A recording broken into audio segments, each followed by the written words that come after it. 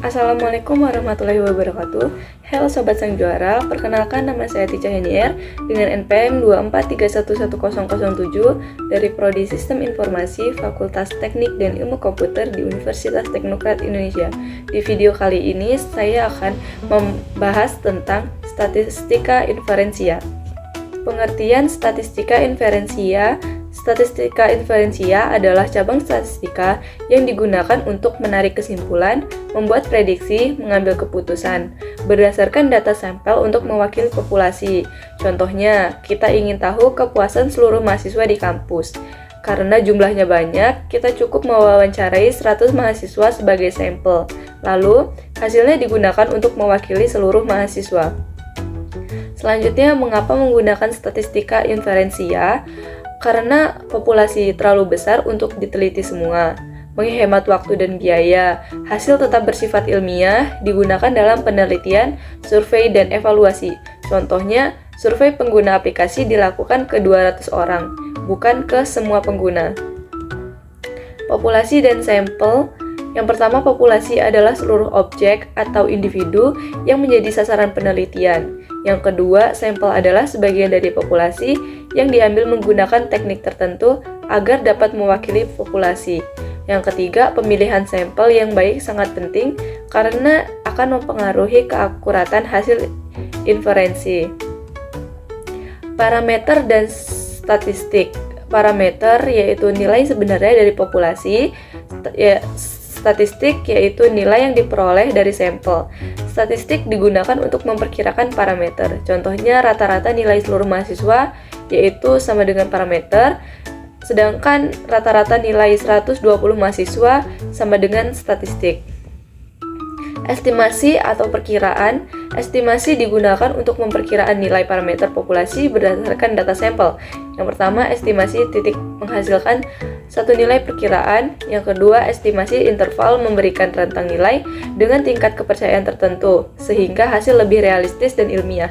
Contohnya, rata-rata nilai mahasiswa diperkirakan 75, interval kepercayaan 95%, banding 72 dikurang 78. Uji hipotesis adalah prosedur statistik untuk menentukan apakah suatu pernyataan tentang populasi diterima atau ditolak berdasarkan data sampel. Hipotesis nol atau HO menyatakan tidak ada pengaruh atau perbedaan, sedangkan hipotesis alternatif H1 menyatakan sebaliknya. Contohnya, H0 aplikasi tidak mempengaruhi kepuasan pengguna, sementara H1 aplikasi mempengaruhi kepuasan pengguna. Taraf signifikansi dan p-value. Taraf signifikansi adalah batas kesalahan yang masih bisa diterima.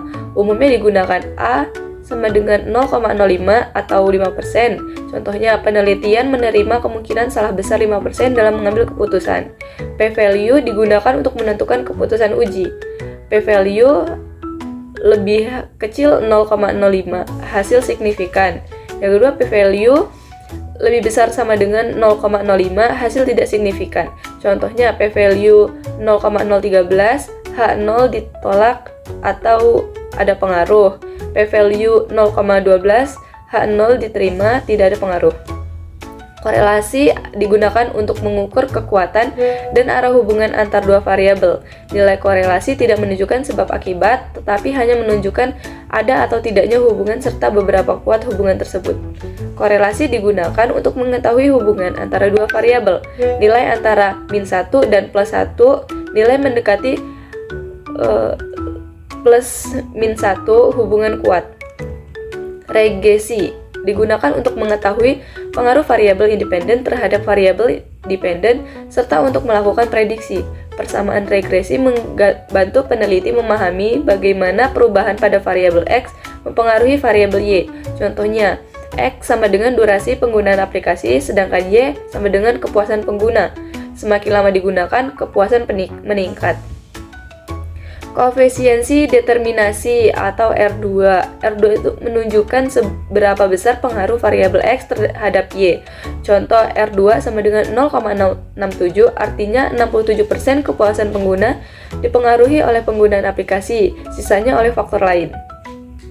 Uji parameter dan non-parametrik.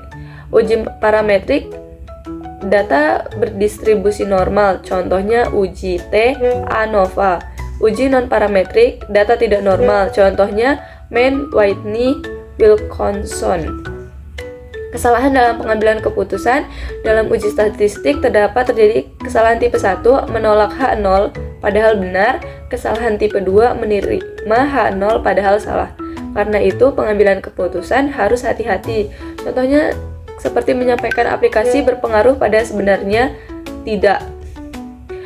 Penerapan statistika inferensia. Statistika inferensia digunakan dalam penelitian skripsi, survei kepuasan, evaluasi sistem informasi, pengambilan keputusan bisnis. Kesimpulannya, yang pertama, populasi adalah seluruh objek atau individu yang menjadi sasaran penelitian. Yang kedua, sampel adalah sebagian dari populasi yang diambil menggunakan teknik tertentu agar dapat mewakili populasi.